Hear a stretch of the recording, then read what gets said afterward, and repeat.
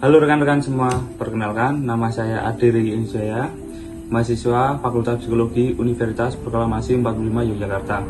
Pada kesempatan kali ini saya akan menjelaskan tentang psikologi forensik.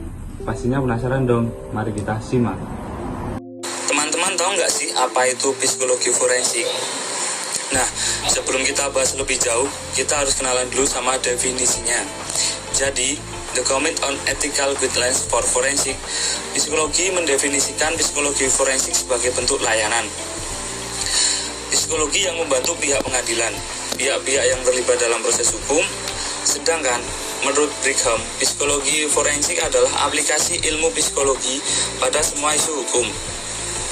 Ada 4 tema permasalahan dalam mengidentifikasi psikologi forensik, yaitu yang pertama, psikologis tentang kriminalitas atau kejahatan. 2. Psikologis asesmen dan rehabilitasi. 3. Psikologi investigatif. Dan 4. Psikologi dan hukum. Selain tema permasalahan dalam psikologi forensik, ada fasenya loh. Jadi, 3 fase dalam psikologi forensik yaitu ada investigatif, ajukatif, dan preventif, di mana ketiganya ini saling berkaitan.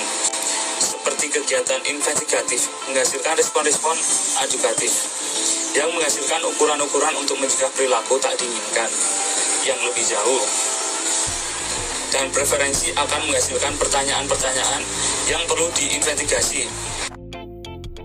Sekilas perbedaan psikologi klinis dan forensik. Dari segi pendekatan forensik lebih ke investigatif, sedangkan klinis ke inventif.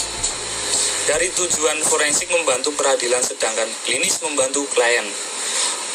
Untuk subjek forensik sendiri adalah jaksa atau peradilan, sedangkan klinis adalah klien.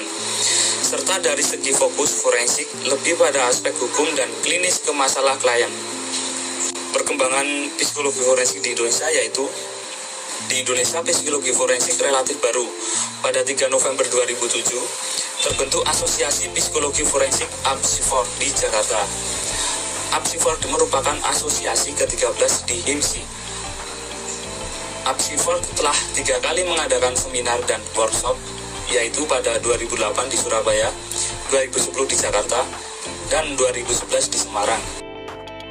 Aplikasi psikologi forensik ada 2, yaitu profiling dan otopsi psikologis.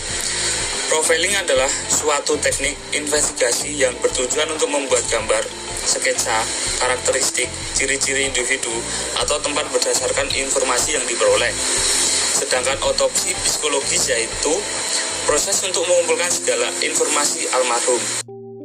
Ini ada contoh kasus, tahun 2009, kasus David mahasiswa Indonesia yang diduga bunuh diri setelah menikam dosennya di Singapura. Seorang ibu yang menyuruh anaknya 16 tahun menjadi PSK. Lama-kelamaan anaknya tidak kuat, lalu bunuh diri. Siapa yang salah? Pemuda 21 tahun bernama Kevin yang tewas telah terjun dari lantai 10 East Mall Grand Indonesia. Rupanya meninggalkan secari surat. Pengadilan Koroner Singapura menyatakan bahwa mahasiswa Indonesia di Nanyang Technological University David Hartanto Wijaya meninggal karena bunuh diri pada 2 Maret lalu. David meninggal setelah loncat dari lantai 4 kampusnya setelah menikam dosen pembimbingnya dengan pisau. Seperti diberitakan The Stats Times Rabu 29 Juli 2009. Hasil penyelidikan koroner kuat membuktikan bahwa David merencanakan bunuh diri. Dugaan itu berulang kali dibantah pihak keluarga. Pejabat senior forensik Joy Swantek mengatakan di persidangan yang digelar mulai pagi hingga sore hari pada setempat, berdasarkan pemeriksaan laptop ditemukannya David untuk mencari situs-situs bunuh diri dan pembunuhan. Sekian penjelasan dari saya teman-teman, semoga bermanfaat untuk kita semua. Kurang lebihnya mohon maaf, dan bye-bye teman-teman, see you next video.